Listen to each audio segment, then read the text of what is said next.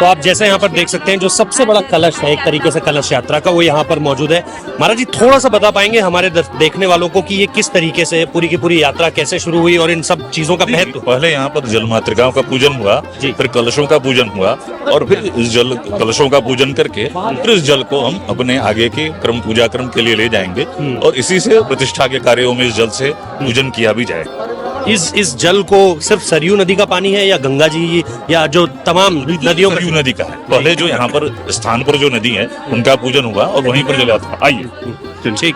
और ये भी आप देख सकते हैं उमा, अगर आप ये दिखाएं महाराज जी, इसमें आप बता पाएंगे सामग्री, पूजा सामग्री जो है उसमें क्या क्या चीजें हैं? इसमें गंध, अक्षत, पुष्प, धूप, दीप, नैवेद्य, पूजा में उपयुक्त होने वाली सारी सामग्रियां हैं। गंध, अक्षत, पुष्प, धूप, दीप, नैवेद्य इत्यादि। नैवेद्य मतलब मीठा जो है। नैवेद्य मतलब मीठा। जी। और यथालब्ध, जैसे कि षोडशोपचार से भी विपरीत अलग तरीके से जो पूजन हो सके वो सारी सामग्रियां इसमें उपलब्ध हैं। तो ये जो जल ले जाया गया है ये उसी पूजा का हिस्सा है? उसी पूजा का है। के लिए जो जल इस्तेमाल, इन्हीं सामग्रियों के द्वारा उन सारे चीजों की पूजा हुई है अभी, जिन्हें आपने देखा है। जो पूजाएं हुई है उनका नाम है वर्धनी कलश पूजा। वर्धनी कलश पूजा, इसका क्या मतलब क्या होता है अगर साधारण भाषा में लोग समझना चाहें? भाषा से लोग समझना चाहें तो ये कलश यात्रा के पूर्व की पूजा है। अच्छा। हाँ, यही 9 कलश होते हैं जिनको वर्धनी कलश कहा जाता है। सामान्य जनता को समझना हो तो ये वर्धनी कलश है जिसकी कलश यात्रा निकलती है। शोभा यात्रा भी एक तरह से ये सरयू नदी से चलेगी और कहाँ तक जाएगी? जाएगी रामलला के मंदिर के पास। रामलला के मंदिर अंदर मंडप बने हुए हैं, उन्हीं मंडप में इनका स्थापना होगा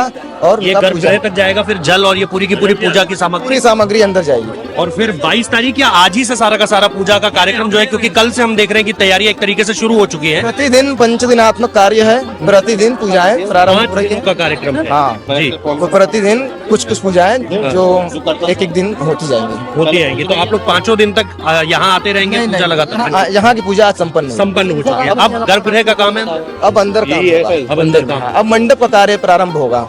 किस तरह के आप लोगों को संदेश दिया गया है, किस तरीके से कुछ बताया गया है कि ये करना है ये नहीं करना है, ऐसा भी कुछ है?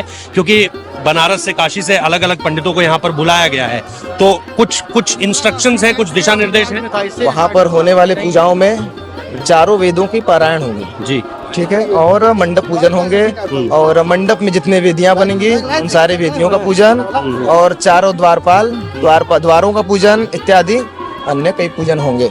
22 तारीख को आप भी अंदर ही रहेंगे? हाँ, 22 तारीख मैं भी अंदर रहेंगे। जो विशेष पूजा होगी उसका हिस्सा बनेंगे। जी। बहुत बहुत धन्यवाद। हम लोगों का भाग्य है कि प्रभु राम ने हम लोगों को स्मरण किया, हम लोगों को यहाँ बुलाया, बस उनकी कृपा ही है।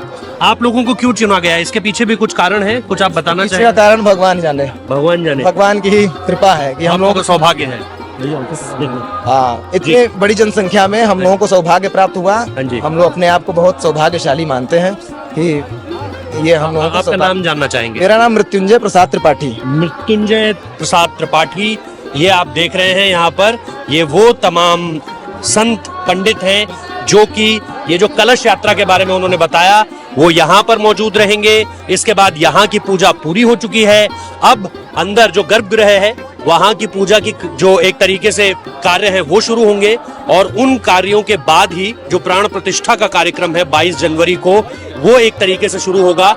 अभी जैसा मैंने आपको बताया कि यहाँ पर कलश से जो है वो प्रभु ये का शिवलिंग भी आप यहाँ पर देख सकते हैं, लेकिन अगर आप सरयू के किनारे देखेंगे तो सरयू के किनारे पर सरयू का जल एकत्रित किया जा चुका है, कलश में रखा जा चुका है। कलश अब यहाँ से रामलला की प्राण प्रतिष्ठा के स्थान की तरफ बढ़ेंगे। यहाँ की पूजा पूरी हो चुकी है, अब यहाँ के बाद से तैयारी शुरू होगी प्राण प्रतिष्ठा की तैयारियों की, जिसमें यही पवित्र जल जो है इसका इस्तेमाल किया जाएगा। हम जैसे जैसे यहाँ पर पूजा की ये जो कार्य पद्धति है ये आगे बढ़ेगी, हम आपको जानकारियां देते रहेंगे। फिलहाल सरयू के घाट से कैमरा पर्सन उमाकांत के साथ रोहित जुगलाल।